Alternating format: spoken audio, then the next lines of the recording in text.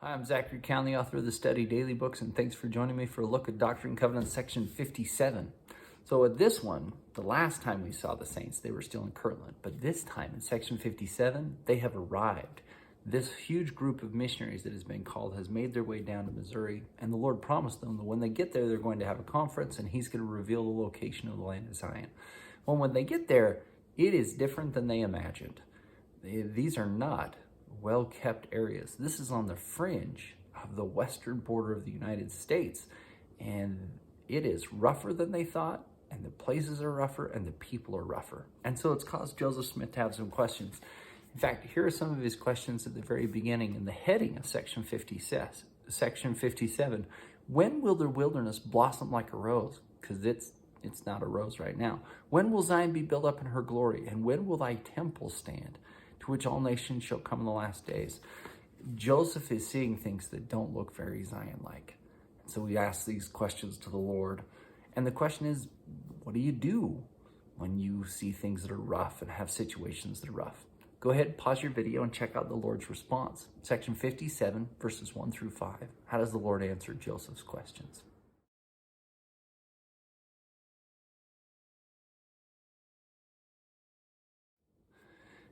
Hey, thanks for studying. So what was it the Lord could see that Joseph couldn't? Joseph could see the ramshackles that it currently was, and the Lord said, this is going to be Zion. This is going to be a place where eventually I build a temple and we gather lots of saints together. This always happens. When we're in rough situations with rough people, sometimes we just want to complain about it. And the Lord can change how we see it. And He can say, I can see what you currently can't. There's probably a situation that you're facing right now or dealing with a person that the Lord looks at them very different to how we look at it. He looks at the situation and says, I see what you can get out of this. That's helpful. When was a time in your past that the Lord changed a situation, how you viewed it, or changed a person so that you can view them in the way you need to? Now, the rest of this section, the Lord talks to Sidney Gilbert, to W.W. Phelps, and Oliver Cowdery. He says, look, I need people to stay here in Zion and to build it up. And some of the words he uses are really interesting. He uses the word plant and planted. When he talks about these people being here in Zion, he says, I want you to plant yourself in Zion. In fact, go ahead and mark the word plant and planted in verses like 8, 11, 14, and 15. Anytime you can see any variation of that, plant or planted, 8, 11, 14, and 15. It's interesting that the Lord chose to use the word plant and planted rather than casual or visiting. I don't want you to just visit here. I want you to be planted here and to establish things.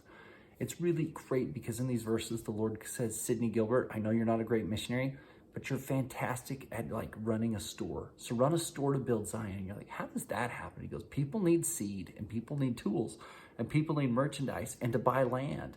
And you're really good at that. So use your skill to build it. W.W. Phelps, start printing, start writing, start doing those things. That builds Zion. Then towards the end of this revelation, you get a really neat thing. In verses 14 and 15, the Lord says to bring their families. So what you see at the center of Zion is a temple is going to be built. The temple and the temple covenants, those sacrifices, those are crucial to build Zion. And next, we have families and individuals who are planted. And there's a difference between people who are planted versus people who are just visiting the church. People who are planted versus people who are casual in how they pray and how they read and how they serve and in all that they do. You know people who have been planted. And you know families that they come from that have been planted and the difference that that can make.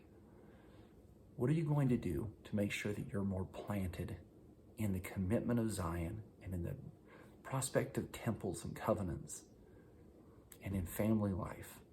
Whether you're a husband or a wife, a son or a daughter or a parent or a child, let's be planted in the gospel, because today planted people make a huge difference, way more than casual. We have learned that over and over again in the wards all around the world, that really there's a couple of families that are planted and they do a lot of the work to build Zion.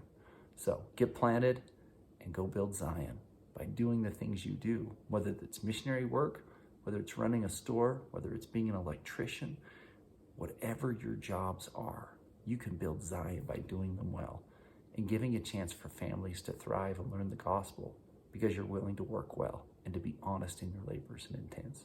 What a cool idea of how to build Zion. Thanks for studying. See you next time.